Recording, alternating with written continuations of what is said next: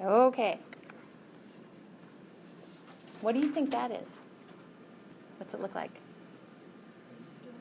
A storm? Looks like a hurricane? It's like a storm? I agree. That's Hurricane Sandy, isn't it? Yeah, it does look like. I don't know. Yeah, It could that's be very hurricanes. similar. That's Florida right there. What was in Okay. the book? Okay. It would. The textbook might even tell you. This is from your textbook. It might even tell you what the caption is. That's a picture of the United States. So, so how did we get this picture? Satellites. Satellite? Yep, I agree. Isn't science great?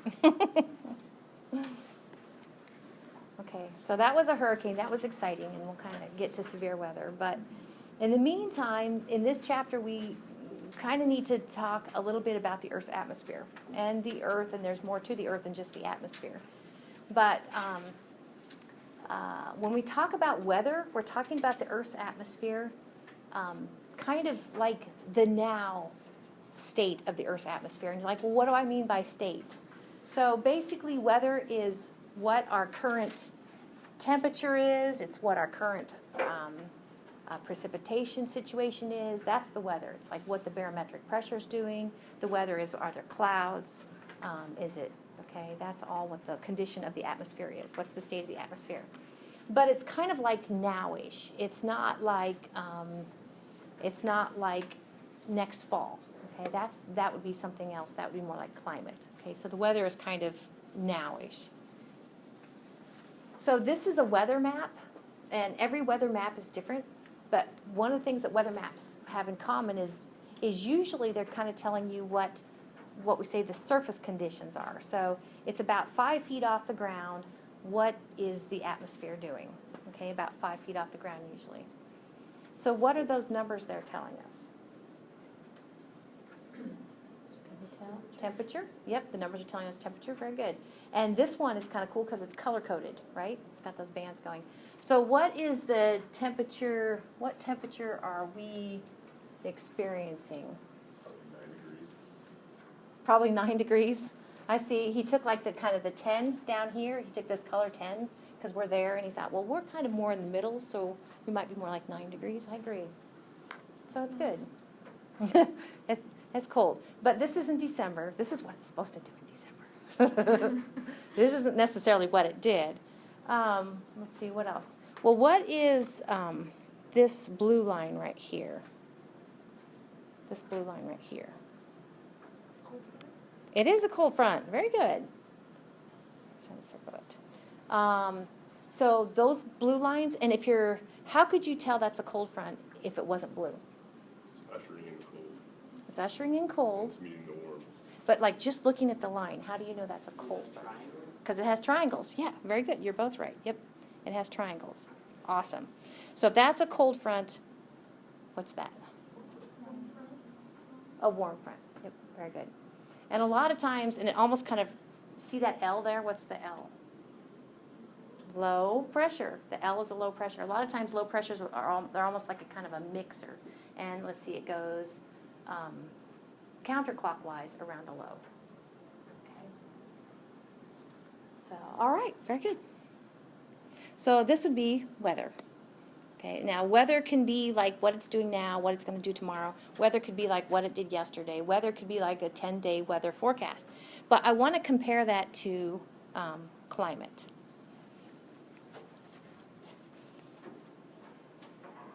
Oh, it's being dumb. I'm going to compare that to climate here in a minute. So what is the atmosphere doing? Well, it can be pretty dramatic. So here we have, of course, Washington, D.C. The caption here says that the winter of 13-14 brought just kind of crazy conditions. A lot of times what meteorologists say is crazy conditions is different parts of North America can have, you know, drought and then wet conditions and that sort of thing. Weather can be dramatic, right? We've had some, definitely here in the Midwest, we've had our fair share of, the weather is very often too interesting. Have you ever noticed that tornadoes kind of come in surges, it seems like? Some years are worse for tornadoes than other years are better for tornadoes. Okay, and we'll kind of talk about why that is. But here's a figure from your textbook that for the United States, it kind of looks at the years 2000 to 2013. So the red bars are all about money. How much money related to disasters did the U.S. have to put out for that year? And then the blue kind of graph line is about how many weather events happened for that year. Okay, so why is 2005 so notably high with regard to dollar amounts? What happened in '05? Katrina, Hurricane Katrina? Yeah, that was '05. And I mentioned that some years are better or worse for tornadoes, some years are better or worse for hurricanes. And actually, 2005, we had so many hurricanes that we ran out of letters of the alphabet. So, yeah, that's not good. So notice, though, that even though the dollar amount was high in '05, the event amount, the blue line, is kind of moderate, okay? So not all events are created equal. Some single events can cause crazy catastrophe with regard to loss of life and loss of dollars. What happened in 2012? 2012, we had, I don't know, I'd have to double check. 2012 is kind of showing the opposite, where a lot of events, but lesser dollar amount. What's that? Joplin tornado was was it a bad year for tornadoes in general? So, yeah. So the weather, can't live with it, can't live without it. So I kind of want you, if you don't already know the distinction between weather and climate, to start to kind of get a fix on that. Climate is also the state of the atmosphere, but it's more long-term. And by long-term, I mean 30 years. So basically what they do is, let's see what my next thing here is, okay? Basically what they do is take 30 years worth of data, okay, for a general location, so it could be like southeast Iowa, for a general time of the year, okay? So one of the things I thought recently was if it is 30 and not 31, 32, 33 years worth of data, what we do basically is, for instance, this year we take in this new data point, the condition of the atmosphere, and we kick out our oldest one. Next year we'll take in one new data point and we'll kick out our oldest one. So it's kind of a rolling average. So climates are updated. It's just that they kind of have this bulk of data, 30 years kind of. Does that make sense? Yeah, I think so too. So climate's actually, climate for a proposed region for a general time of year can change. So we'll be looking at climatograms, and this down here is a climatogram for New York. For I hear New Yorkers are great people. Okay, so it's a climatogram. So along the bottom there, you probably see the J. Of course, that stands for January. Okay, so F stands for February, yep. Which this February has 29 days. Thank you very much. Okay, so these are all, months of the year. In New York, you would expect, it's in the northern hemisphere, so it's actually going to be hottest in June, July. Okay, we do see that. Okay, the J's. So in this climatogram, we have the average low, average high, and then we have the record low, record high for the month. It's a climatogram. And I kind of tease, we'll look at more climatograms in Chapter 3, and it's almost like if you should look at the climatogram before you move there. So you're like, oh, I know how bad it is or how good it is. Okay. So this is with 30 years worth of data, okay, to come up with this. This is also more climate related, and you might look at those, the 30s, 40s, 50s, 60s and think, oh, that's temperature, but it's not. For each graph, you always have to read the caption. And the caption here says that actually those numbers are percents, okay? Percent of possible sunshine, okay, in November based upon climate data. So let's see, let's find us again. We're here-ish. So what do you think? What percent sunshine should we get in November? I have to follow the green along. Probably 50. It's looking like 50, yeah. 50 pushing towards, oh goodness, so that dark green would be 40. Okay, so yeah, it's kind of right at 50, you know, which you're like, dude, would you really think that this is a very good weather forecast to say 50% chance of sunshine in November? No, but it actually can be some good information that you can use. It could be some good solid scientific information. Okay, and our sun right now is out over here-ish. He says it's beautiful, but they don't see the sun a whole lot. Okay, no. All right, so that's more like climate data, okay? That's more like climate data. So kind of easing into this idea that our Earth is a system, you know, like you have an air conditioner system, you know, different things work together to make your air conditioner work, okay? So the Earth is kind of a system. People are part of the Earth system in the sense that we can have positive and negative effects. And we'll be talking more in Unit 5 about air pollution, okay? But we inevitably interact with our Earth, okay? Mother Earth. One of the things I just kind of stuck in, this wasn't in your textbook, but before I talk about kind of how science works, okay, like the scientific method of discovery, okay, scientific method, I kind of wanted to say, well, what is science and where does meteorology fit in, okay? So natural science is versus emphasis on the word natural versus supernatural. So natural are things that you can study, observe, predict, okay? And we have it kind of broken down. You can break it down different ways, but we have physical science, earth and space science, and life science. And under earth and space science, we have an assortment of things, earth and space science, including astronomy, or including meteorology, okay? So one of the things that all sciences have in common, we're going to talk about the scientific method of discovery, you know, with the whole hypothesis thing and then elevating hypothesis to a theory, a scientific theory. But I don't know if I'll convince you, but it shouldn't be taken as lightly as I think sometimes it is.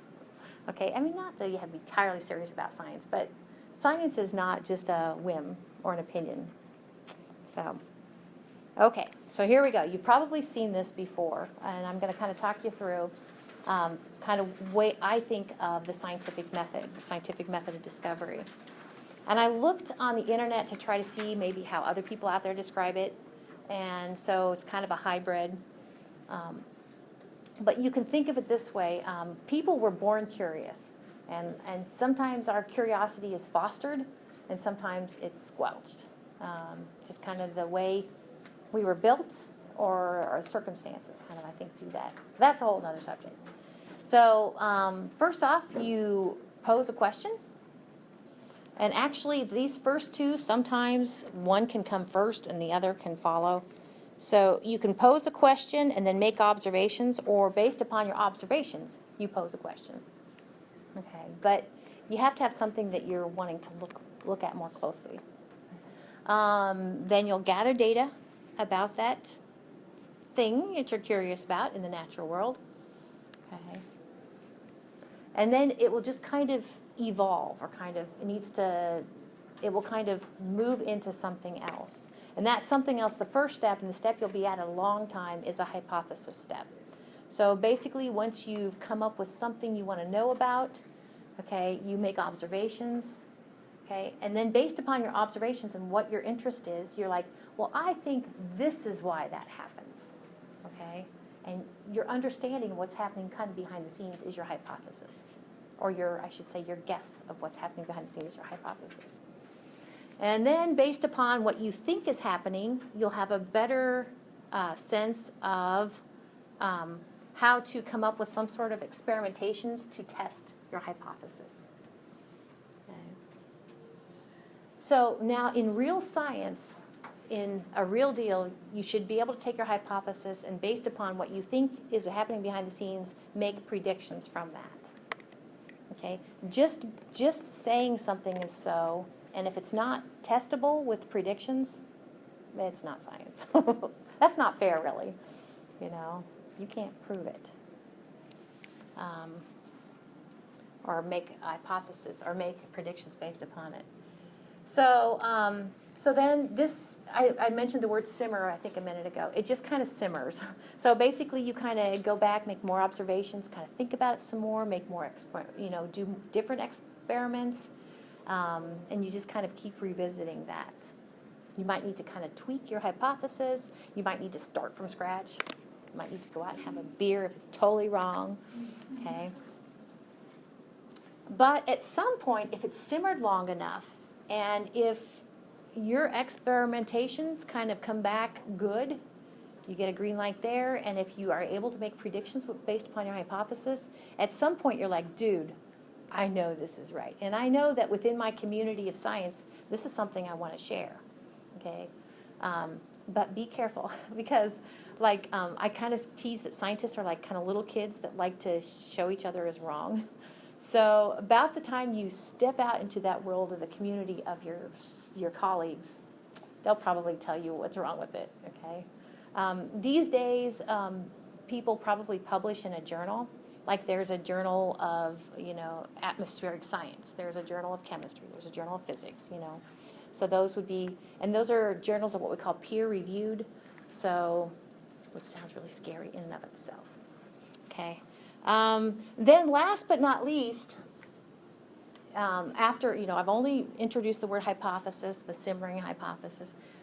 If your community, the scientific community, and that would be like worldwide, it's kind of cool that these days I don't think language is necessarily the barrier that it used to be, but scientists like to kind of share across the borders.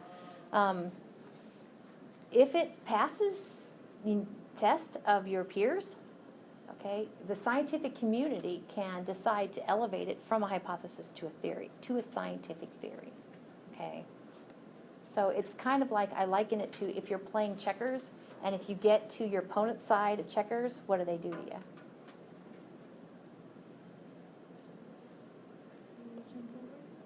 No, they don't jump over you. They crown you, yeah, they crown you. They king you, exactly. You get to be kinged. Okay, and that's kind of like a hypothesis making it through and being kinged to become a theory.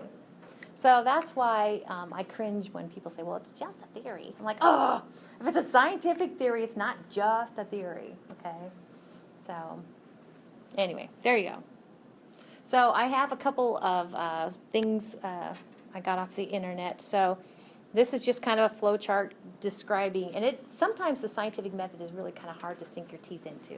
It's like, it makes sense. Why wouldn't you do it that way, right? Ask a question, observations, form a hypothesis. There's some analysis. You need to be able to, through experimentation, test your hypothesis, make predictions. But down here, after it's simmered, is your hypothesis right? Okay. Yes, okay, then you can go ahead and communicate, and down here, it may or may not ultimately become a theory.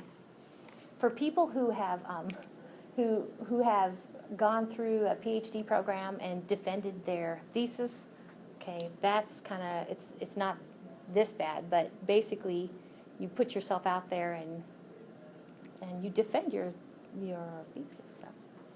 So. Okay, and if it's not, then you go have a beer and you can start all over or modify. This is kind of a similar thing, just kind of question, research, hypothesis, experiment, study, observations, analysis, conclusion. Then you see the scientists, the two options of the scientists at the end over there. All right. Okay.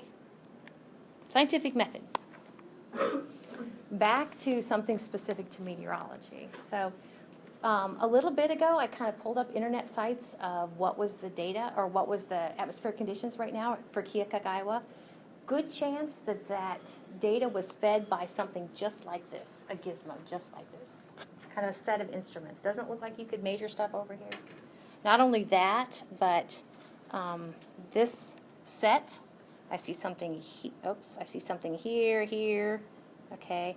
Those things, don't they look like they have cables underneath there to automatically send that stuff to to people who need it. I went ahead and pulled up, remember a little bit ago when I was looking for historic data, I pulled up, I ultimately went to the 3-day, what was it, the 3-day history, and I had like hourly data. That's where this came from. This is called an ASOS, okay, which is, I know it sounds edible, doesn't it? And they are all across the United States, and they are mostly around airports. So next time you're going north out of town towards Burlington, and you pass on 61 and you pass the airport, go ahead and just pull off and go by the Keokuk Airport and look for their measuring gizmo. They've got one up there. Is there a reason why they put them by the airports? Yep, they coordinate with the FAA? Yeah, for the planes. Because planes need to know pressure and wind speed, wind direction, and yep, it does. And so historically, that's kind of how they ended up there. But it's really cool because it's like a network, okay? And I'm not necessarily going to, but this little eye reminds me that there's an internet site that if you type in ASOS, you can actually go to a map of the United States and click on any little station and see their data. Mm-hmm. Yep. I agree. So I mentioned that humans interact with the Earth system, but let's look a little bit more at what the Earth system might be composed of. And there are even more than these 4 elements, but I'm going to kind of focus on 4 kind of elements of the Earth system. So anytime somebody talks, and we'll call them spheres, anytime somebody talks about the geosphere, this is what we're talking about, kind of the Earth and on into the center of the Earth, which there are no dinosaurs, about 4,000 miles to the course. That's the geosphere. There are a lot of spheres. Then we have, of course, the atmosphere. Okay, and I have a picture of the atmosphere coming up. And the thing about the atmosphere is I kind of hold my fingers like this because the atmosphere is not very deep compared to the geosphere. It's really kind of narrow. And what's in the atmosphere are gases, and actually some solids and liquids are running around in there, the atmosphere. Okay. It's pretty thin, pretty tenuous, and the word tenuous is scary. And then we have a third sphere, the hydrosphere, and hydro might make you think of water, hydrated, okay? Hydrosphere is the water sphere. And so it's all the water associated with the planet Earth. And the biosphere, that one makes us smile. So biology, okay, so the biosphere is actually, as far as I think I've heard, biosphere makes our planet unique. Okay, no other planet have we seen the abundant life. The closest we're thinking life might be maybe is in the solar system, might be in kind of the oceans underneath the crust of some of the icy moons around Jupiter or Saturn. But anyway, life, biosphere. Just like microorganisms. Yeah, probably. Although I've watched a science fiction movie where they're like actually creatures there, and yeah. But no, they aren't. They're probably small. So I said that the Earth's atmosphere looks really thin. This actually is a photograph taken by the International Space Station, thus granted by NASA. And you can kind of see where the dark part is. Okay, so down here, this would be the geosphere. Okay, and then this is the atmosphere. We're going to talk about layers of the atmosphere. And can you see this kind of orange right here? Okay, that squatty layer actually is where all the weather happens. That's where the most, I'd say like 99% of the clouds are. That's where the birds fly. Okay, and then the Earth's atmosphere kind of extends up from there. So we actually call that the troposphere. So the atmosphere, we'll definitely be talking more about that. The hydrosphere is all about water. And maybe some of you guys already knew this, but water is a big hairy deal. Fresh water is a big hairy deal, okay? Because honestly, non-saline water, like non-salt water, it's pretty low. We're looking at like, less than 3% of all of Earth's water is fresh. And then if you look at the fresh water, most of it is glacial. most of our fresh water is tied up in glaciers. Like, dude, okay? So, and 69% of fresh water is tied up in glaciers. And then of the stuff that's not tied up in glaciers, we have stream channel and groundwater, and then a small amount in the atmosphere. So when we think of the hydrosphere, we think of water, we think of, oh, that's rain. Well, yeah, that's just a fraction of kind of the water that is associated with our Earth system. So this is biosphere, like biosphere, the green, the life. It's amazing. And this last one is a little bit out of order. This one, oh, did it go? Yes, it didn't go. Okay, yes. Okay, so those 4 spheres, and there are even more spheres. Have you ever heard of the cryosphere? Like, Yeah. that's I've the. been to it. You've been to it? Like the cold parts and the, yeah. For, like with ice and snow and, yeah. So that would actually be another one legitimate, but, so all the spheres interact, and the caption to this one is, can you see the hydrosphere and the geosphere interacting here? And the atmosphere. I think with the atmosphere, it's kind of like, to me, it's a little bit of a stretch, but if you've ever seen oceans do their thing, and that ocean spray comes up, honestly, it's kind of an important phenomenon a little bit, that the salt in the salt water actually ends up as part of the atmosphere, into the atmosphere. It's released and jumps out of the salt water to a certain extent. I know, sea salt spray. Here's another one, not so good. Let's see what sort of interactions we can see here. Do you buy that there's water there, the hydrosphere, with this mudslide? It's a mudslide. Extra water. Geosphere. Do you see any biosphere related there? Affected? Human life, Human life. taking the impact. Yep. So mudslide. Not fun. Everywhere you go, there's something. This is a picture of Mount St. Helens, kind of in the act of blowing off its top. It's funny how volcanoes do different things. Okay, and this one kind of well, it wasn't a whole lot of lava, but there was a lot of ash, smoke and ash. So that's Mount St. Helens. The caption here is Earth's healing process. So actually, this over here, left to right, this is Mount St. Helens before. You can see the dome is in place, okay? And then after the eruption, shortly after the eruption here, kind of this middle picture right here, the dome is gone. So, so along those lines, here actually is Mount St. Helens, and it's a more kind of contemporary photo. And your textbook kind of talks about how, given amount of time, actually some of the soil can come back and kind of be placed on top of that, the ash and lava that came from the eruption, and life is reestablishing itself. I just think that's so cool.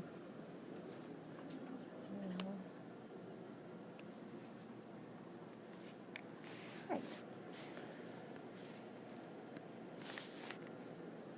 See, I'm going to look over your shoulder here to see where's a good stopping point. Because right now I'm here. Yeah. I don't think we have time to start the next part. We're going to pick up here on Monday. Have a good week, everybody.